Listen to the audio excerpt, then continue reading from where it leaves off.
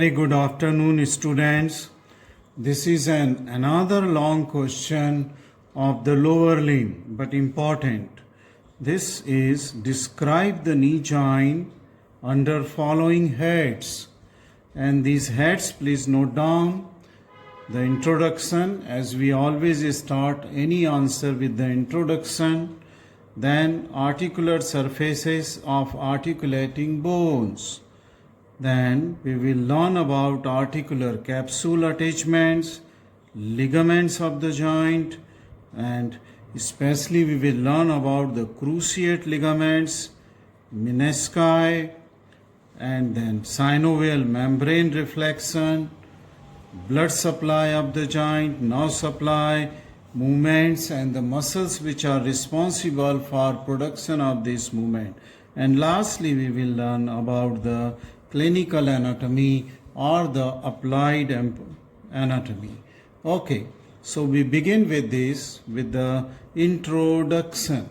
In the introduction, what we can say that this is a synovial joint. Okay, now this knee joint is a synovial joint because its cavity is lined by the synovial membrane, and if you see its variety, then this joint is condylar joint because here is the articulation between the condyles of the femur with the condyles of the tibia. But at the same time, there is another bone, that is the third bone, which share the joint cavity of the knee joint, and that is the patella. So there is an articulation between the patella and the lower end of the femur, that is the femoropatellar joint. But here we will not discuss about the femoropatellar joint or the joint between patella and femur. We will just restrict ourselves to the joint between the lower end of the femur and upper end of the tibia. Okay, upper end of the tibia. Now with this introduction, let us come to see the articular surfaces of the articulating bone. Second point. Okay, articular surfaces. Now it is, as I said, the lower end of the femur and upper end of the tibia, and this will form the joint between the femur and the tibia. Okay, now let us see this femur. Okay, this femur is the left femur. Okay, you can see here, this is the left femur as seen from anterior aspect. Okay, and I have drawn the figure of the same femur from that of the anterior aspect. Now this part of the lower end of the femur as seen will have this small articular surface anteriorly, which is extending onto the lateral as well as medial side. This is the medial condyle of femur, this will be lateral condyle, and then this is the articular surface extending onto the anterior aspect of the lower end of femur. But this articular surface will form an articulation. It comes in articulation with that of the patella, the posterior surface of the patella. Then let us see the inferior surface of the femur. I cannot show you the whole thing. Yes, you can see somewhat. This is the inferior surface of the femur, lower end of the femur. This is the medial condyle, and this is the articular surface on the inferior surface of the lateral. So these are the two articular surfaces at the lower, which I have drawn here from the same femur bone. Looking at the same, that was the left femur bone here. This is the outline of the articular surface. So this is covered by the articular cartilage. Okay, the hyaline cartilage. So this is articular in nature, and when I say articular in nature, what does it mean? It means that this comes in contact with the other bone in the joint formation. Now there may be a slight groove can be seen. This is the lateral side, so this is lateral condyle. Okay, here that means this is the area which will come in contact with the upper surface of the lateral condyle of tibia, and this area, part of which was seen from anterior aspect, will come in contact with that of the patella. But on medial side, if you will see, this line of contact between tibia and the femur is extending more anteriorly, okay, as compared to the lateral condyle, okay. But at the same time, there is a concentric area is seen onto the medial condyle, okay, and this is the area which comes in fully flexed condition, okay, with the patella. When knee is fully flexed, then the patellar surface, concentric patellar surface, see this here, I have drawn the patellar surface. This is the medial margin of the patella, superior and inferior and lateral margin, and we are seeing the patella from its posterior aspect. These are all articular surfaces of patella, okay, covered by hyaline cartilage, so articular cartilage.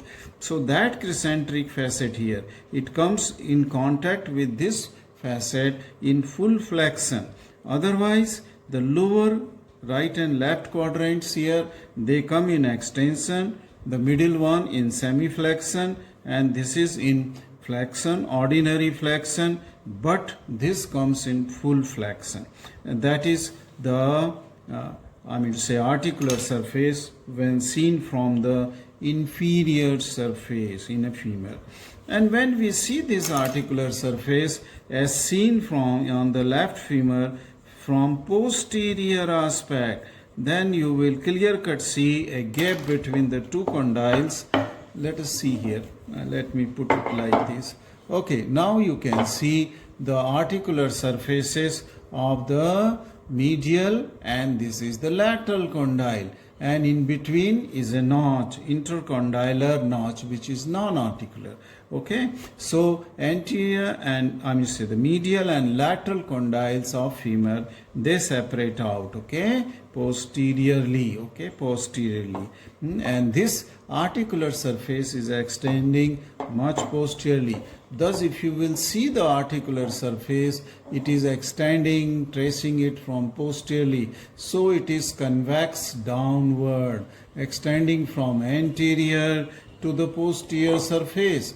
But at the same time, if you will trace your finger on medial and lateral condyles, from side to side, they are convex also from side to side. So they are convex anteroposteriorly as well as side to side. So these are the two condyles of the femur. Okay, as I said that you can trace this articular surface in anteroposterior direction, from anterior surface, lower surface, and this posterior. This is convex downward, and similarly it will from side to side, this surface, articular surface, will be also convex. Okay, so this is the one of the articular, bone, upper bone, which forms the knee joint, that is the lower end of the femur, its articular surfaces. Okay, let us come to the articular surfaces of tibia. Okay, and the tibia, this is the articular surface of tibia. If I can show you in this, see this. These are the articular surfaces of the tibia. This is the medial condyle, this is the lateral condyle, and this is the intercondylar rough area. Okay, intercondylar area.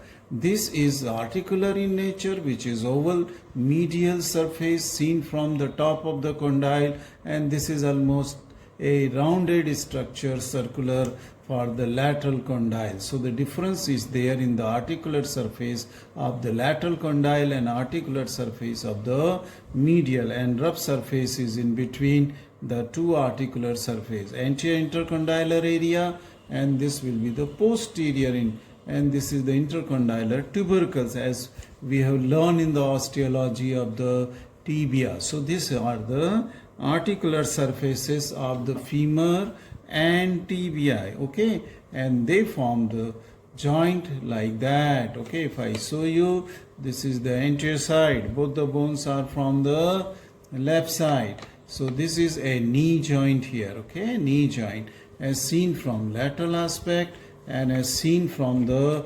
posterior aspect. Okay, right. After seeing the articular surfaces of tibia, upper surface, top surface of the tibial condyle, the medial condyle it is here, the larger one, and this is the lateral condyle is here. Okay, so they are covered by articular cartilages. Okay, this completes the articular surfaces. The point number 2 of our list is over. Now we come to the articular capsule. Okay, let us come to the articular capsule. An articular capsule is a fibrous tough membrane, as we have seen in the other joint, that was the hip joint. Okay, hip joint. Now if we see the articular capsule on femur, let us see first on the femur. Okay, and then I will show you on the tibia. So how the articular capsule is attached onto the femur. I think I can show you on the bone itself. Okay, articular. If it is needed, I may draw the diagrams. On the diagram also I will show you the reflection. The articular capsule is attached close to the articular surfaces. Okay, very close to the articular surfaces, at least in medial, lateral and the posterior part. Okay, onto the then see this from this articular capsule, as it is attached close to the articular surface here.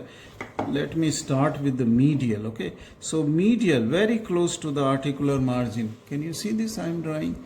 Okay, let me bring it to the light, more towards the light. This is the medial condyle. Okay, medial condyle, and this very close to that of the articular margin. Okay, see here, it is going here on posterior aspect, then onto the intercondylar notch. See this part of the intercondylar notch, then it is coming onto the lateral condyle. Okay, and this is close to the lateral condyle, but here you see on the lateral condyle, okay, that lateral aspect of the lateral condyle, this is a groove for the origin of the popliteus muscle, and this groove is intracapsular, so that my pencil marking is going above this groove, so you have to include this groove inside the capsule, because the origin of the muscle is intracapsule. Again it will come to the margin. Okay, then it will come to the anterior aspect here, and just leave it in the anterior aspect at this. Okay, on lateral side, then you just start marking again here from the medial side, from where we begin, again this. So it is not attached to the anterior aspect on the articular margin, because here it is replaced by the tendon of quadriceps femoris and medial and lateral retinaculum, patellar retinaculum. So this area is not having the giving the attachment to the articular capsule. Otherwise throughout, okay, I have just drawn except the popliteal tendon or region. Okay, this is a popliteal groove which was intracapsular. It is very close to the articular surface. Okay, and here is the posterior intercondylar line. Okay, on the posterior, just in the popliteal fossa. Okay, just below, this is covered here in it. So this is the articular capsule. Okay, now this let us come now to the tibial. Let us see the tibia. So this is the tibia, and on the tibia I will show you the attachment. Okay, let us see from this side. Yes, from superior, or anyway I will show you from this surface. Okay, on the tibia it is the posteriorly, and at side the capsule is attached close to the articular margin. See, very close to the posteriorly and laterally and medially here. Okay, I will show you here, sorry. Okay, this laterally and medially close to and posteriorly, right? intercondylar area or intracapsular, okay?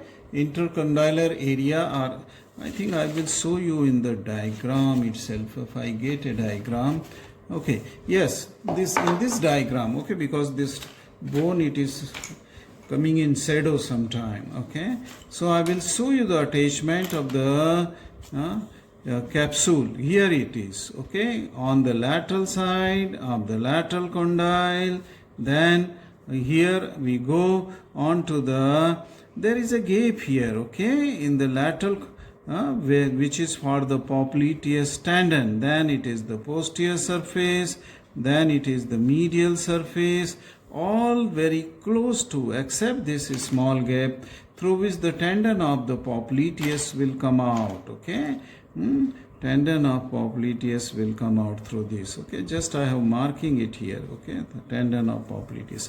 Otherwise, the green color which I have drawn, it is the site of the attachment of the articular capsule, very close. And intercondylar area, they are intracapsular. So just behind the posterior intercondylar area I have drawn. Now this is not going on to the anterior side. This is the anterior side because here is the ligamentum patelli and the retinacula will come and they will replace the capsule, because capsule will go and fuse with the lateral patellar retinaculum, and from this side it will go and fuse with the medial patellar retinaculum. Okay, see, suppose if I draw the patella, this is the tendon of ligamentum patelli, okay, below the patella, because it is tibial side, so it is below the patella. So this is the ligamentum patelli, and here is the retinaculum, the lateral and the medial patellar retinacula, to which this capsule will go and fuse. Okay, so this is how the medial and lateral patellar retinaculum and the ligamentum patelli, which is going through the tibial tuberosity downward, is attached here, okay, is seen here. So you have seen on the other diagram, you can further see it, okay, how this will. So now you can see this is the patella. Let me just, it is patella, okay, and this is the ligamentum patelli coming from the lower end of the patella going to the tuberosity of tibia. So this is the anterior aspect, okay, tibial tuberosity. So this is the tendon of patella going to the tibial tuberosity. And what will lie above patella, upper border? This is the tendon of quadriceps femoris. Okay, so tendon of quadriceps, let me find my pencil for muscle color, okay. So this tendon will have the muscular attachment of the quadriceps femoris muscle, a diagrammatic represented. Tendon of quadriceps femoris inserting on patella, and from inferior border of patella, this is the ligamentum patelli covering all the three structure. They are covering the patella, ligamentum patelli and its tendon. They are covering the knee joint from anterior aspect. And then from the medial and lateral aspect of this, okay, there comes out a retinaculum, and this is called as the patellar retinaculum, median and lateral retinaculum. And this, as I said, will fuse with that of the capsule, okay, capsule. And this patellar retinacula will go and get attached to the oblique line of tibia, which is going till the tibial tuberosity. There it will go and get attached. It is not the capsule, it is retinaculum which is attached here. Let me find out this triangular area so that you will appreciate it. Okay, this is the tuberosity here, okay. This is that oblique line coming from the lateral side, and this is oblique line coming from the medial side, and this two oblique line, and here is the attachment of the ligamentum patelli. They will be giving attachment to the patellar medial and lateral patellar retinaculum. I hope you have understood what I want to say you. Okay, so this was the articular capsule attachment all around the knee joint. Okay, one perforation for the tendon of that, I mean to say popliteus muscle on the posterolateral aspect was there. Okay, otherwise it is replaced by the fibrous tissue, that is the patellar retinaculum. Okay, now let us come to the ligaments. Okay, yes, this is the ligaments. And what are the ligaments? Ligaments are ligamentum patelli, which we have just seen here. We just saw it. Okay, this is ligamentum patelli, extending from the inferior margin of the patella to the tibial tuberosity. Okay, anterior aspect, anterior tibial tuberosity.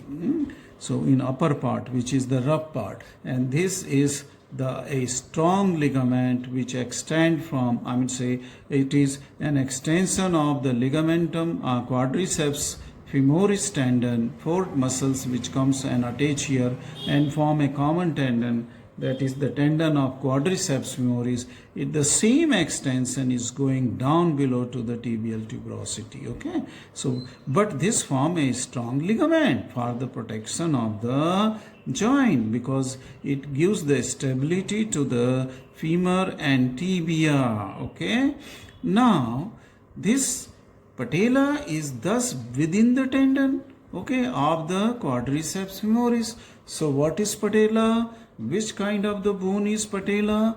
It is a sesamoid bone which is present in the tendon just to avoid the friction between the lower end of the femur and the tendon of quadriceps. Okay, otherwise the tendon of quadriceps would have got injured during the flexion movements. Okay, where it will rub over the lower end of the patella, lower end of the tibia. Okay, the lower end. That's why the bone is interposed here. Okay, so what I was telling you, now let us come to the ligament, and first was the ligamentum patelli, which we have covered.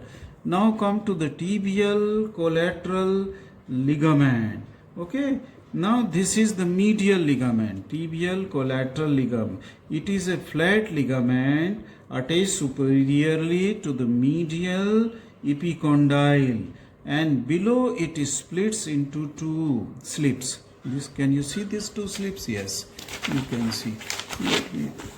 Yes, you can see. This is the two slips of the tibial collateral ligament. The deep slip, see this deep slip from medial epicondyle. Okay, it will go and get attached to the margin of the medial condyle of tibia, and is also fusing with the medial menisci. This blue color is nothing but the medial meniscus. Okay, and this margin is getting attached to the deep slip of the this ligament, tibial collateral ligament. Now its superficial slip, superficial slip gets attached to the medial surface of the tibia, posterior to attachment of sartorius, gracilis and semitendinous. They are more anteriorly attached. This is we are seeing from posterior aspect. Otherwise I would have shown you the attachment of the three muscles, and posterior to that is the attachment of this tibial collateral ligament. So this is attached onto the surface of the tibia. Okay, just posterior to the attachment of the three muscle. Okay, on medial surface. This is the medial side. Okay, so this is the medial surface where this long ligament is getting attached onto the tibia. So this is the superficial slip. Okay, superficial. Now this part of the ligament is separated from capsule by medial inferior genicular vessels and nerves. So here the medial inferior genicular vessels, which takes origin from popliteal arteries, okay, and now from that of the tibial nerve, they are lying here between the bone and the this ligament, right? Okay, if you can remember, it's okay, right? Then we go to the third ligament, and this after tibial collateral, let us go to the fibular collateral ligament. This is on this side, lateral side. Okay, it is attached above to the lateral epicondyle of femur and below to the head of fibula. You can see lateral epicondyle of femur and below to that of the head of the fibula. this card-like, it is not flat. This was a flat, okay? As I said, it is a flat tendon, I mean say ligament. This is a rounded card-like ligament, okay? Fibular collateral ligament. Now this ligament pierces, the tendon of biceps femoris at its attachment onto the fibula. That means the tendon of, if I draw it with the pencil, I have to draw just because there is already a green color used for this fibular collateral ligament. I will draw the tendon. The tendon of the biceps femoris will come, and this ligament will split into two. Okay, it will split into two to give passage to this tendon. Okay, tendon of the biceps femoris. Okay, biceps. So this will be the. Now let us come to a third ligament, I mean say fourth ligament, and this is called as the oblique popliteal ligament. See this, oblique popliteal ligament. Now here is the superficial slip and the deep slip, I mean say deep slip and superficial slip of the tibial collateral ligament, and in between the two slip will also come a tendon, and this is the tendon of semimembranosus muscle. And this tendon of semimembranosus muscle will attach onto a groove onto the medial condyle upper end, okay, which is extending up to the posteromedial aspect. Since it is the medial, this is the medial condyle of the tibia, and this I have shown you the attachment of the tendon of the semimembranosus.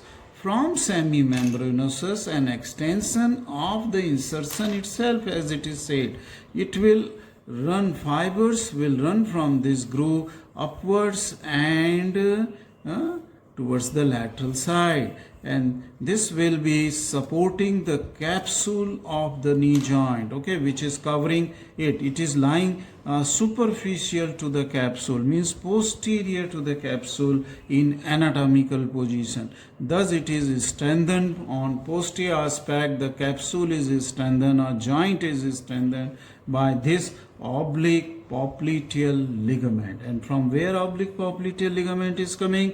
From the tendon of the semimembranosus, which is, and another extension of semimembranous will go as a fascia covering to the this piriform this muscle, that is this I just forgot, oh my god, I'm okay, the what was this, okay, anyway, this will come to the tendon which is to the given attachment here to the muscle which is called as popliteus muscle. Okay, this tendon which I said will be through the gap of the posterolateral aspect, through the capsule gap, intracapsular origin of tendon from the groove, that is popliteal groove, which will come, and this will be the popliteus muscle attached, which will be covered by and fascia called as the popliteal fascia, a strong fascia, okay, which will be covering. Anyway, this was out of, but it was since and good time to tell you about the two extension of the tendon of semimembranosus. I just took the opportunity. Nothing, it is related to the knee joint. Okay, so we have learned about the ligaments, okay, of the knee joint. Let us go to the cruciate ligament, which I am not covering under the ligaments, but it is a separate I am covering because it is important. Let us come to the cruciate ligament. And cruciate ligament, they are two anterior and posterior cruciate ligament. And why they are called as the cruciate ligament? These are very strong ligaments, and they are present within the cavity of the joint. That means they are intracapsular, within the cavity of the joint. These are that cruciate ligament, anterior and posterior cruciate ligament. They connect the femur and tibia with each other. That means they are extending between the femur and tibia, and they connect it. The anterior ligament is attached to the anterior intercondylar area, anterior ligament is attached to the anterior let me show you the anterior intercondylar area. In this diagram I can show you. The anterior ligament is here attached to the anterior. This was anterior surface, this is posterior, this is lateral, this is medial, and here it is the anterior intercondylar area, and this ligament is attached in the anterior intercondylar area, that is the anterior cruciate ligament. Okay. This goes backwards and upward. This anterior ligament is attached to the anterior intercondylar area, and then it will pass backwards and laterally to get to attach to the medial surface of lateral condyle. Okay, this will go upwards and will attach onto the medial surface of the lateral condyle. See here in femur.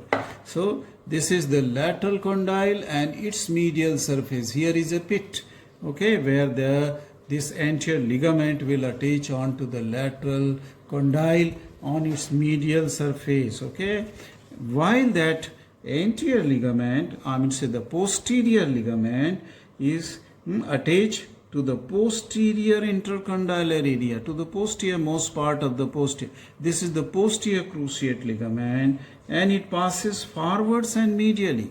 It will pass forwards and medially because it is going from posterior aspect, so it will go forward, okay, and medially to get attached onto the lateral surface of the medial condyle. So see here, this is the medial condyle, and then it will get attached here to the lateral surface. Okay, this will be naturally medial condyle, so it is intercondylar area. So it is the lateral surface of the medial condyle. So this is the attachment of the anterior and posterior cruciate ligament. This is anterior and this is the posterior cruciate ligament. Okay, cruciate ligament, and they are called cruciate, as I said, because they cross to each other. So this is the anterior going from anterior side because this is the anterior side, and this is the posterior because it is going from posterior towards the femur. Their name is given as per their attachment onto the tibia. So in the anterior intercondylar area, anterior cruciate ligament, in posterior intercondylar area, posterior, and then they go upward to get attached onto the condyles of the femur. Thus anterior and posterior cruciate ligaments are there. Okay, they provide strength, okay, stability, very strong stability to the joint, and they prevent upward and backward displacement of the tibia onto that of the femur. For example, this is the anterior cruciate ligament. It prevents the hyperextension. Okay, that means tibia is limited to move forwards. Okay, and it prevents the forward movement of tibia on femur. Similarly, for the posterior cruciate ligament here, okay, it prevents hyperflexion. Okay, and posterior displacement of the tibia on femur.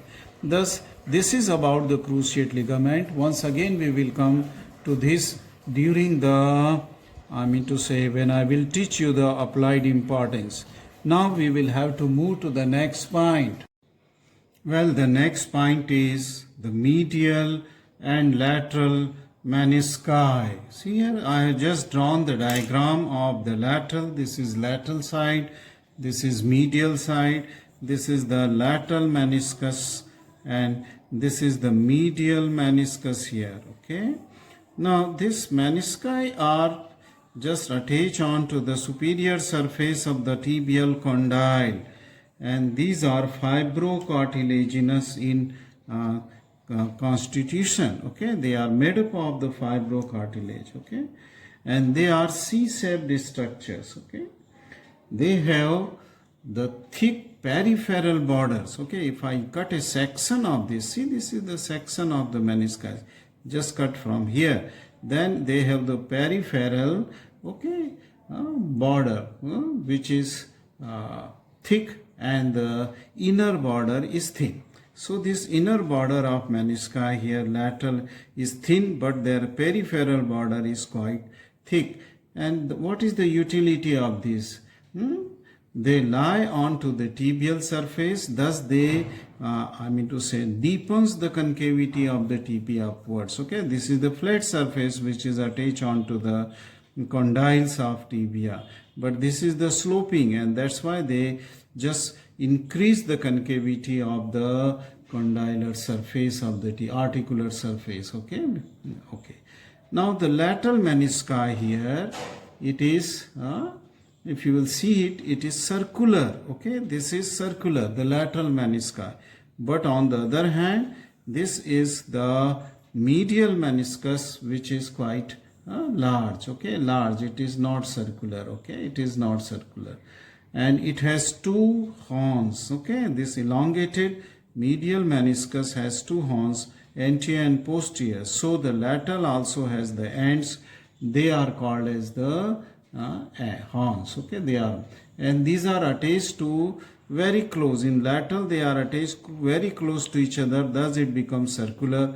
And here the two horns, anterior and posterior horn, they are attached away from each other, that's why it become elongated. Okay, this become elongated. Now let us see this, how this menisci will get attached onto the superior surface of the this tibia. This is the tibial, again the lateral, this is medial, anterior and posterior. So I will draw this lateral meniscus first. This lateral meniscus is attached in the anterior condylar area here. Okay, and if I draw the whole circumference, this will be the lateral menisci. Okay, and I will color it. This is circular. So this is the lateral meniscus made up of the fibrocartilage, and its two ends, the medial, the anterior and posterior horns, they are attached very close to each other. The anterior is in anterior intercondylar area and posterior is in posterior intercondylar area. But if I draw the medial meniscus here, then this medial meniscus is attached here anteriorly and just in the anteriormost part of the anterior intercondylar area, and this is attached here. Okay, just posterior to the posterior horn of the lateral meniscus. Okay, this is just, it is quite extensive, expanded. Okay, so anterior horn is narrow, attached to the anterior intercondylar area, and this is the posterior horn. Okay, so this is how the medial and lateral menisci, which are fibrocartilaginous disc, they are attached. Okay, with the help of their two ends, anterior and posterior horns. Okay, that is one attachment. Second, on the periphery of them, they are attached to the fibrous capsule. Okay, by the coronary ligaments. Okay, they will attach. Similarly, the lateral menisci here is also giving attachment on its posterolateral aspect to the tendon of popliteus when it is coming out from intracapsular to the outside. Okay, so this is the popliteus. Here similarly the ligament, okay, will be attached. Which ligament here? This was the tibial collateral ligament. Okay, it's deep slip. We have learned that it was attached to that of the medial meniscus. So these are the attachment of the lateral and medial menisci. Now why these menisci are there? One of the important aspect of this or utility, I have already told you that they deepens the concavity, because the knee joint is not that stable as the hip joint, because there is a ball-shaped head of the femur and the cup-shaped acetabulum which fits well. Okay, but here the concavity of the tibia, condyles, okay, articular surface, the top surface is very shallow. Okay, it is very shallow. Thus the stability of the joint and the condyles of femurs are very large, extended from anterior to posterior side. Okay, so this stability is quite weak in the knee joint, okay? And thus this menisci, they provide some important aspect, okay? They just act as a shock absorber, okay? They act as a shock because the knee joint is subjected to lot of movement, and it is a weight bearing joint because lot of weight is passing through the knee joint, so it has to be shock absorber to protect the articular surfaces of lower end of the femur and upper end of the tibia. Now this menisci, they lubricate the joint also, because synovial fluid which is here, they sprayed the synovial fluid so that the friction is less, okay? So the articular surfaces are also, they come in close contact because of the menisci. As I said that because of this cross section here, it deepens the concavity of the superior surface of the shallow articular area of the tibia, okay? But it is not that very important here, okay? But this menisci, they are ultimately, okay, just to help the knee joint, okay? To help the knee joint, right? By shock absorbing, by lubricating mechanism, by deepening the concavity of the shallow condyles of the tibia, okay? Shallow condyles of the tibia, right? So this completes the sixth point over the medial and lateral menisci here, okay? Lateral and medial. Now we come to the seventh point, and that is the synovial membrane. We will see the reflection of synovial membrane, which is a membrane which produces the synovial fluid, which is a lubricating fluid.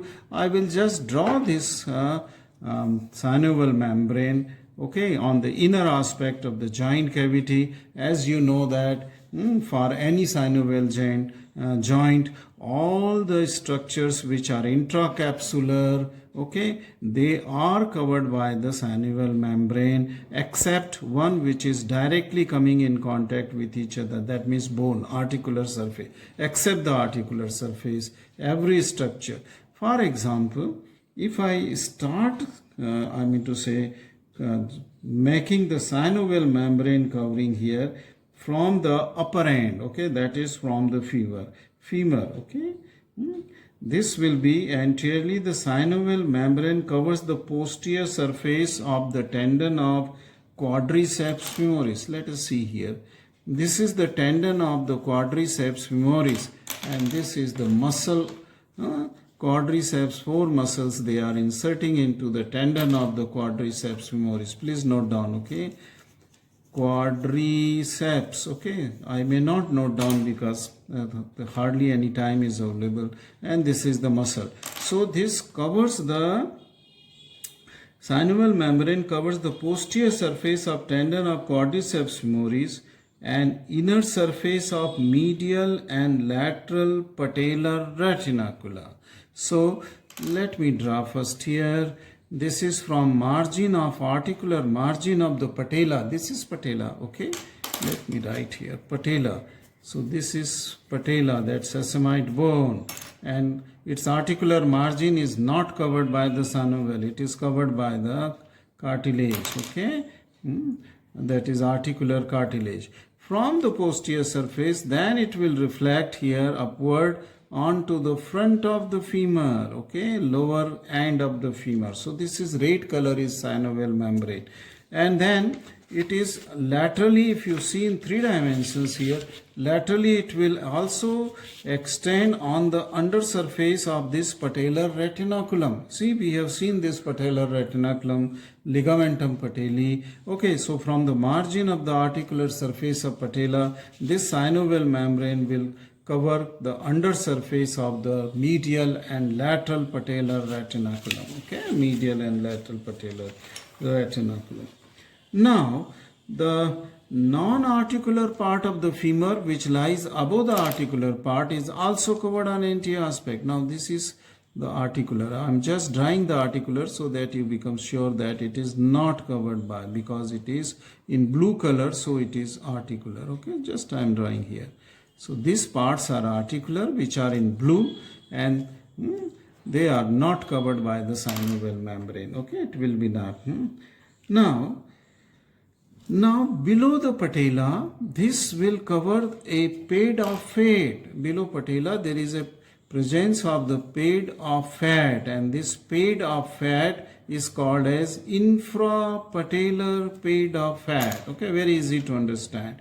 And this cover this infrapatellar pad of fat on its both surfaces. Okay, till it goes right up to the tibial tuberosity, because the tendon, ligamentum patelli tendon, okay, just I draw the ligamentum patelli.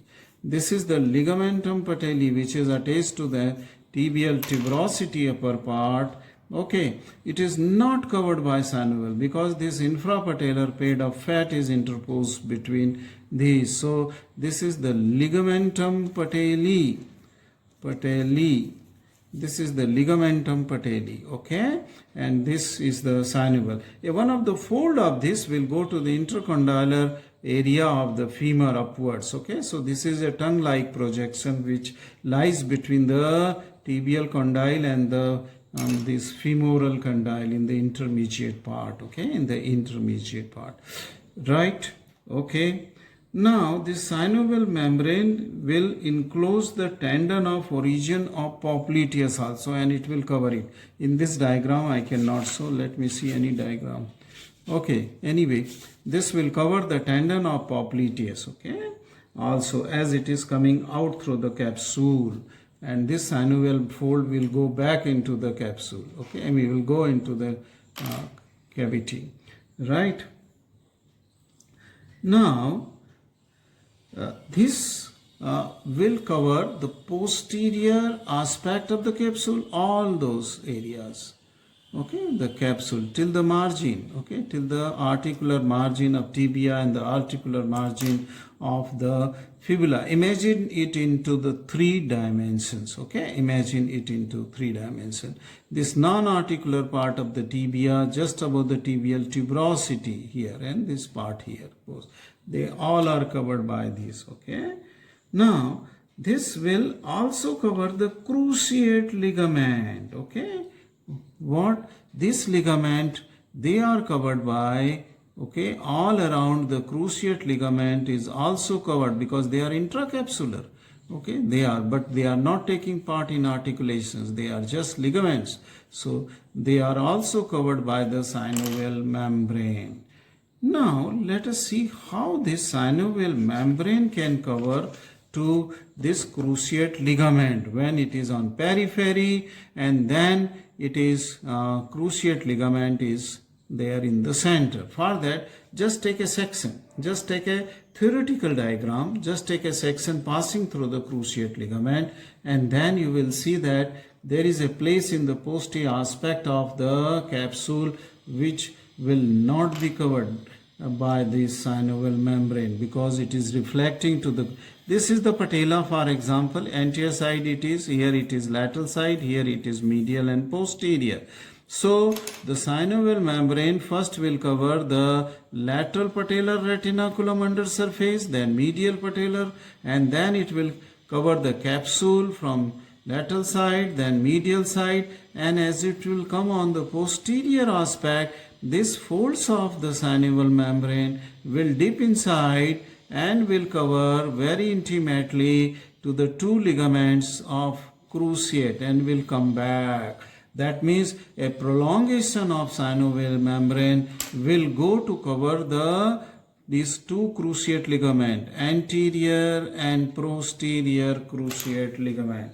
So in that way, anterior and posterior cruciate ligament, they are though inside the articular capsule, I mean to say inside the cavity of the joint, but they are extra synovial. See this? They are extra synovial. So just draw this diagram if you have time when you are writing this, okay. Will show you how these 2 cruciate ligament, they become extra capsular. They are cruciate ligament, anterior and posterior cruciate ligament. I hope that this is I mean to say enough for the synovial membrane, but then you should also remember that it does not cover the following structure in the joint cavity. What are those structures which are not covered by articular surface of bone, that is the femur, okay, and the tibia and patella. Articular area, they are not covered, which I have drawn here with the blue lines, okay, in patella, in the tibia and fibula, in the femur I have just drawn, okay. Both the surface of menisci, they are also not covered by synovial membrane. This is just opposite to the glenoidal labrum, which not glenoidal, acetabular labrum, which was in the hip joint, okay. It was covered on both the surface, okay, it was covered. But here the meniscus, medial or lateral, they are not covered by the synovial membrane. So both surface, on superior as well as on inferior surface, okay, they may be having the synovial membrane till their margin, but these surfaces are not covered by the synovial membrane. Then posterior part of the fibrous capsule, from where it is reflecting. Also, a small area of the posterior part of the fibrous capsule is not covered by this part. Okay, though I have drawn it here, but imagine that it is passing from sides of this invagination. Okay, so this is also not covered by this. Okay, now let us go to the blood supply of this joint. Okay. This is getting longer, okay, lecture is getting longer, but I am helpless, okay, because it has to cover so many things. Synovial membrane is over. Let us come to the blood supply of the knee. Very quickly note down what are the bloods which will form anastomosis around the knee joint.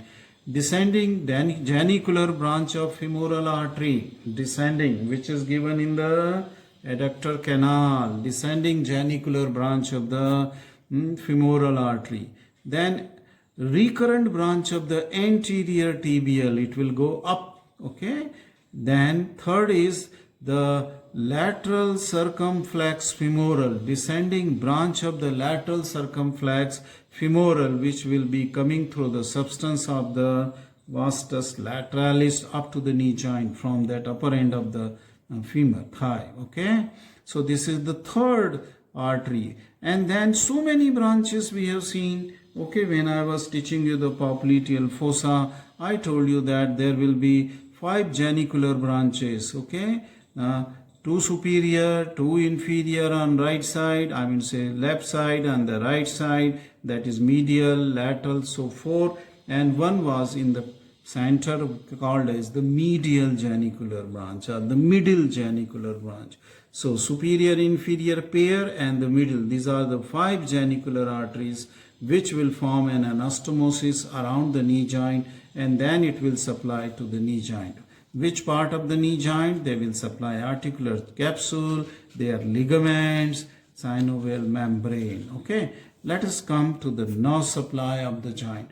The nerve to the joint is femoral nerve, that means through its muscles, okay.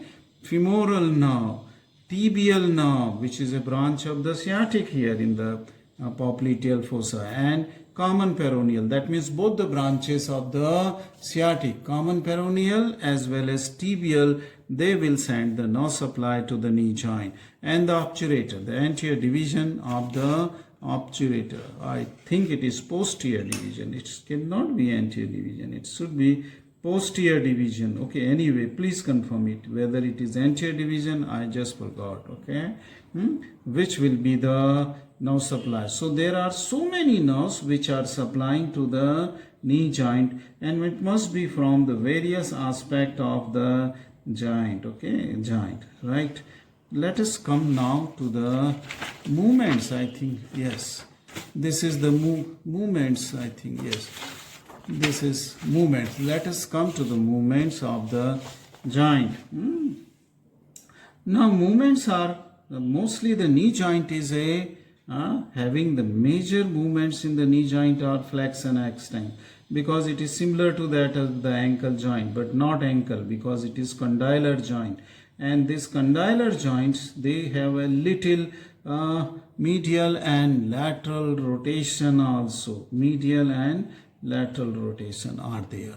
We have to just see that extension is a movement, okay.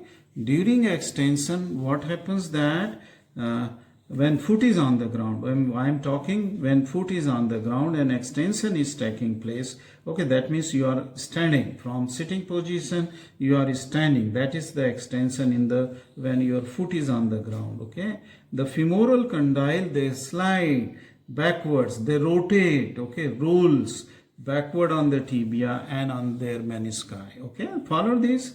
You are sitting and now you have to stand up. That means you are producing the extension in the knee joint, okay, extension in, and for that the tibia is rotating, okay, tibia is moving backward.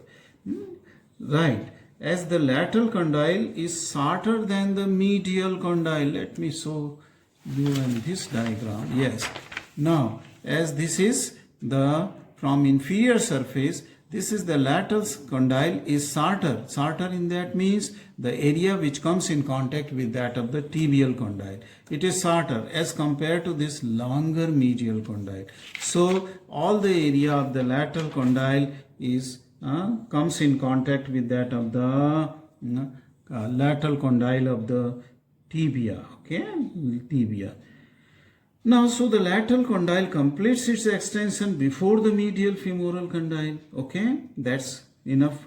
The remaining surface then of the medial, because it is longer, condyle of the femur in the extension movement continues to slide. The medial condyle continues to slide backward on the tibia and till its extension is completed by a sudden rotation of the femur. That means remaining part is occupied by the sudden rotation of the femur, okay, femur medially. So it rotates medially so that ultimately all the surfaces of medial and lateral condyle of the femur are occupied, okay. And this is the completion of the extension movement, and in this position what happens, the knee is described as in locked knee, okay, or in the locking of this is called as, okay. So in this position, thigh in, legs are in full extension, straight line, okay, they are in, and they are having rigidity is there, okay, rigidity is there. All ligaments are taut, they are very taut, okay. And this kind of the locking of the knee is necessary for the standing position because the joint has to transmit the load, okay. And now the rotation, medial rotation in the terminal end of the extension movement was due to the quadriceps femoris and tensor fascia lata. Quadriceps femoris and tensor. So the extension is produced by quadriceps femoris and the tensor fascia lata. Right. Don't worry if you have not understood the locking and unlocking, okay, as I will tell you movements of the knee joint. I will take a separate video, okay, after this, okay. So forget about that. Flexion.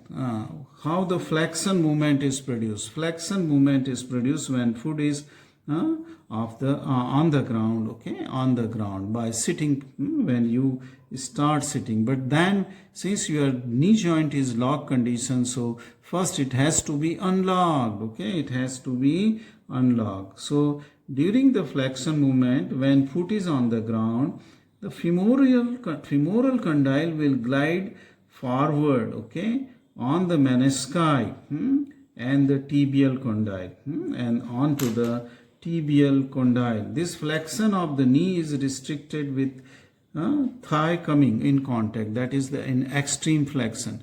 But the flexion of the knee is because of the hamstring muscle, and they are the gastrocnemius popliteus, okay, gastrocnemius popliteus, sartorius and gracilis. But important one is the hamstring muscles, okay, hamstring muscles.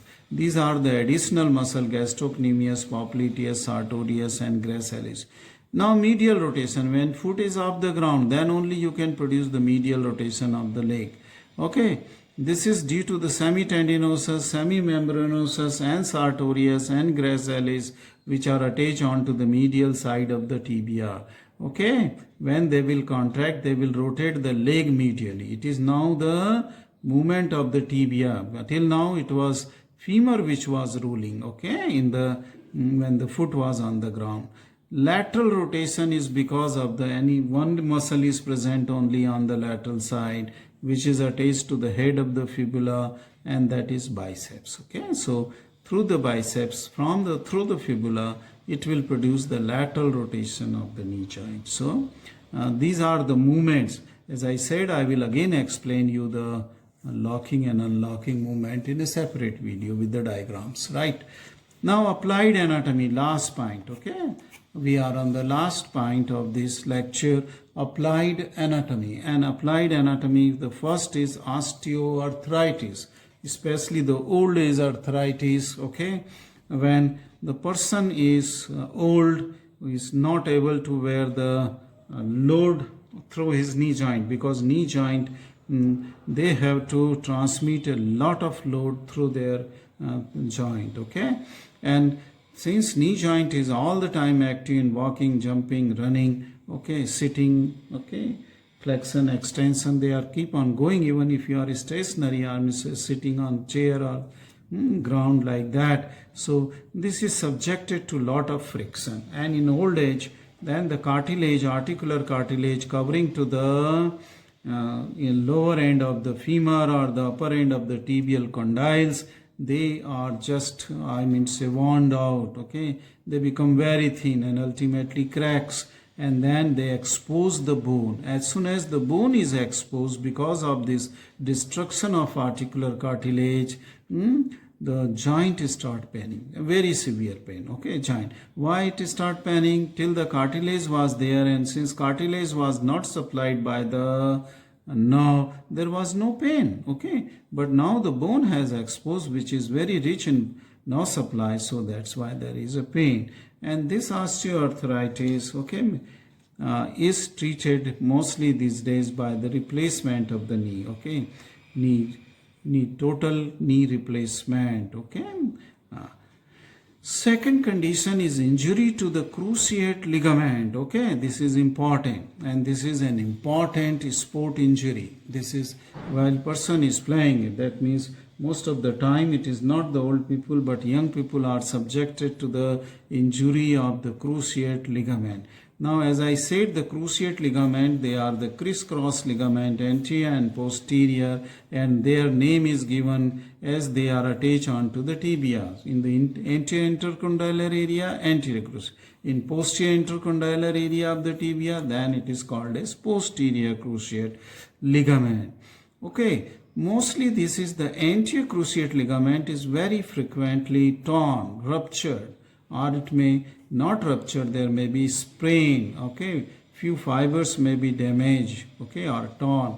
Then this is a painful condition. But beside the painful condition, this condition also lead to the instability of the joint. What was the function of the cruciate ligament? They were providing the stability by joining these two bones very close to each other, but at the same time they were not allowing the extension of this joint. Okay, anterior and posterior, displacement of tibia on the femur. Okay, that was restricted. Okay, unnecessary anterior displacement or posterior displacement was restricted by this. Their structure is such that their direction is such that they will prevent the excessive flexion and excessive extension movement on the knee joint. For example, this is the anterior cruciate ligament because it is going from the anterior intercondylar area to that of the lateral condyle of the femur, and this is the posterior cruciate ligament which is from posterior intercondylar area is going to the medial condyle of the femur here. While they are going, they are crossing each other. Now what will happen if this anterior cruciate ligament is torn? So till now what it was there, you try to pull pull this tibia forward. It will not, because it is stopped by this femoral attachment. Okay, femoral attachment. So the excessive extension was not possible. Okay, it cannot go beyond this particular limit. But when it is torn, then the tibia can be pulled forward. That means it gets displaced while walking forward. Okay, then this means will hinder the walking movements. Okay, you will not be able, because again and again tibia will try to go forward, okay, while you are walking. Similarly, when posterior ligament, cruciate ligament is ruptured here, then what will happen, that this was limiting the flexion movement, okay, flexion movement, right? And because of rupture, now the tibia can go backward. It will go excessively backward, it will produce. So this is an important injury of the knee joint, okay, knee joint, and this is surgically corrected, okay, it is surgically corrected. Right, the third important condition in the clinical application is injury to menisci. Now see this is the lateral, and this is the medial menisci. Now the lateral menisci is attached with that of the popliteal tendon, and this is with the tibial collateral ligament. It's a deep slip, it is attached. Okay, so they are for protection of this menisci. Even then, during the play, okay, when you are all of a sudden rotating your knee, okay, then this may rupture the part of the this meniscus, okay, part of the meniscus. Longitudinal tear or transverse tear can be produced, or even this, the attachment, peripheral attachment can be torn. Okay, these are the injury to menisci. Okay, menisci. This complete the long lecture on to the knee joint. Okay, you can learn it in steps. Okay, if you don't want to learn into the one sitting. Okay, thank you very much for watching this long video.